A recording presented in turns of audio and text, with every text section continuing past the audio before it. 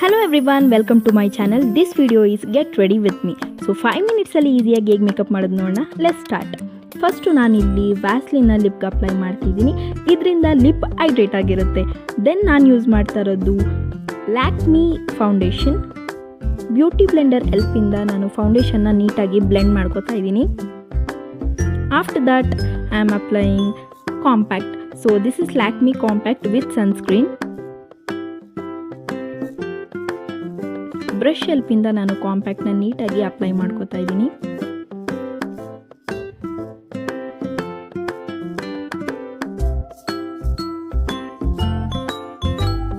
After that I am applying I shadow.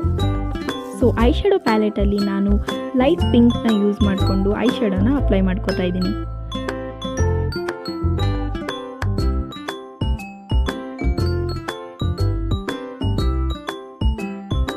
ಐಶೋಡ ಆದಮೇಲೆ next eyeliner.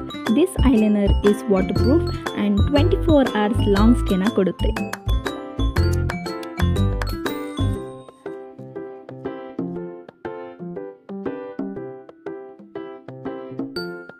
So next step is lip liner. ಲಿಪ್ಗೆ lip liner use ಮಾಡೋದ್ರಿಂದ ತುಂಬಾ ಚೆನ್ನಾಗಿ ಕಾಣುತ್ತೆ. ಲಿಪ್ ಲೈನರ್ ಆದಮೇಲೆ ನೆಕ್ಸ್ಟು ನಾನು ಯೂಸ್ ಮಾಡ್ತಾ ಇರೋದು my glam lipstick. This is matte lipstick and ಇದು 12 hours ಲಾಂಗ್ ಸ್ಟೇ ಇರುತ್ತೆ. ಸೊ ನೆಕ್ಸ್ಟು ನಾನು ಯೂಸ್ ಮಾಡ್ತಾ ಇರೋದು ಮಸ್ಕಾರಾ. ಮಸ್ಕಾರಾ ಅಪ್ಲೈ ಮಾಡಾದ್ಮೇಲೆ ಮೇಕಪ್ ತುಂಬಾ ಚೆನ್ನಾಗಿ ಕಾಣುತ್ತೆ.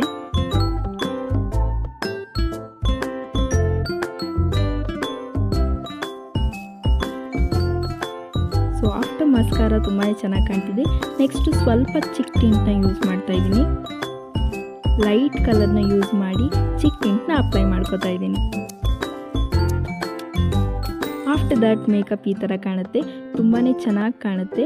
ನೀವೆಲ್ಲರೂ ಸಿಂಪಲ್ ಆಗಿ ಫಂಕ್ಷನ್ಗೆ ಹೋಗಬೇಕು ಅಂತ ಇದ್ದರೂ ಈ ಮೇಕಪ್ನ ಟ್ರೈ ಮಾಡ್ಬೋದು. ಕ್ವಿಕ್ಕಾಗಿ ನೀವು ಮೇಕಪ್ ಮಾಡ್ಕೋಬೋದು.